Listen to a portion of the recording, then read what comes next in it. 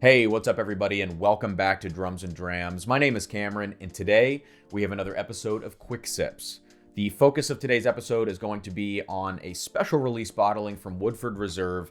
This is the Winter 2020 bottling, the very fine and rare bourbon that was released, the first bottle to be released in the new design. You can see back here I have the batch proof in the new bottle design, this sort of old school flask shape. I wasn't able to get my hands on the very fine and rare release, so what I'm going to be taking a look at today is a sample sent in by Keith Schmidt, who is an incredibly generous patron. Thank you so much, Keith, for sending this along.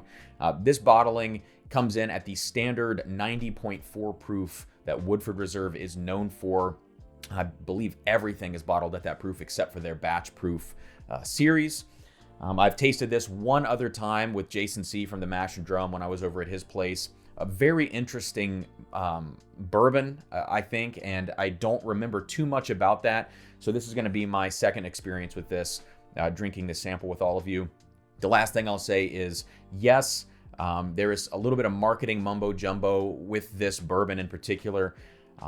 They talk about 17-year-old bourbon being within this blend, but they don't tell you how much, and they don't tell you what else makes up the blend. So there could be a very small amount of 17-year-old bourbon mixed in here, and the rest could theoretically be as young as 4 years old. So we don't really know what's going on here. Let's check it out. Let's go ahead and nose and taste this and see what the very fine and rare bourbon is all about here. Right away, you're met with a really light and very sweet nose. Yeah, there's sort of like this honey, really light honey character to it. Very, very sweet. A nice vanilla. But underneath all of it, there's a really solid layer of oak. You know, it smells a little bit watery. It smells like it's going to be a little bit thin, unfortunately. 90.4 proof, you don't expect much, from that proof. Yeah, there's a lot of dark fruit and brown sugar in here as well. I almost get like a Fig Newton kind of note, or maybe a little plum at the low end of things. Like I said, brown sugar, something, I don't know, graham cracker, pie crust, something like that. Yeah, and when I first smell this, before I really get into it, I'm almost met with like an orange curacao type finished note here.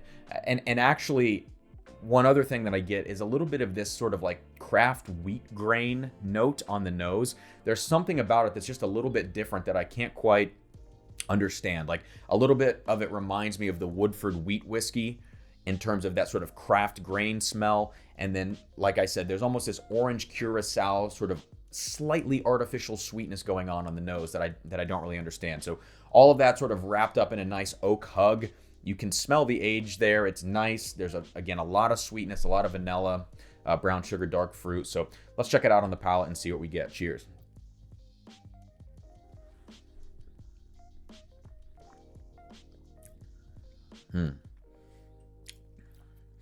So a good amount of spice, actually, on the palate, more than you would expect from the way that it smells. The first thing that happens is it's just really, really soft on the front of the palate.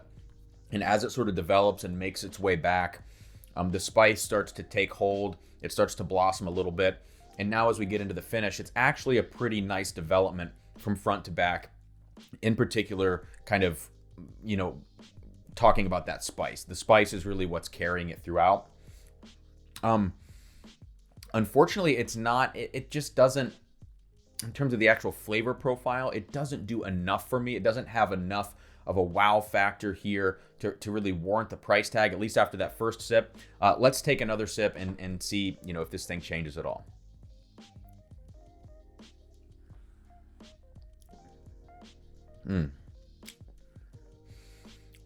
All right, so the spice is tame now on that second sip, and you can start to get into some, more of those flavors that are going on there. A lot better oak presence there on the second sip. Yeah, I don't know. It's light. It's really tasty, really delicious, but it's just nothing special for me. Like I said, at this price point, I think this is around $120, $130 off the shelf. And on the secondary market, you're around that $180 to $200 mark. I just don't see how this can compare to some other releases. It almost reminds me of like the Woodford version of Russell's 2003, because, you know, that's a low proof offering from Wild Turkey. It's pretty old. It's got a nice oak profile. It almost reminds me of like Woodford's version of that for whatever reason. So let's do one final sip here and then we'll wrap this up.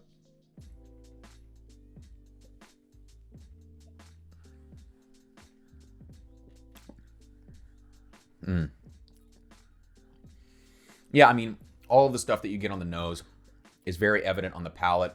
All of that sweetness, the dark fruity notes, the honey really takes over for me on the palate. Like I said, not much of a finish going on here. The spice lingers a little bit. You know, the black pepper, the 18% rye content that I believe we have here with the Woodford line. You know, the other thing that I'll say, the final thing I'll say about this is that on the palate, you get a little bit of like a sour note. It's almost like sweet and sour a little bit, which reminds me in a way of a Scotch. You tend to get a lot of those sweet and sour dichotomies, dualities, or whatever with a lot of different Scotches. And I'm getting that on this bourbon a little bit differently than I'm used to with some other bourbons. I know sometimes you'll get a sour oak component. Knob Creek 12 has that for me. But here it's very, very evident. It's not unpleasant. And in some ways it actually drinks like a Scotch too, with that sort of lighter mouthfeel, very smooth, I mean, for the lack of a better word.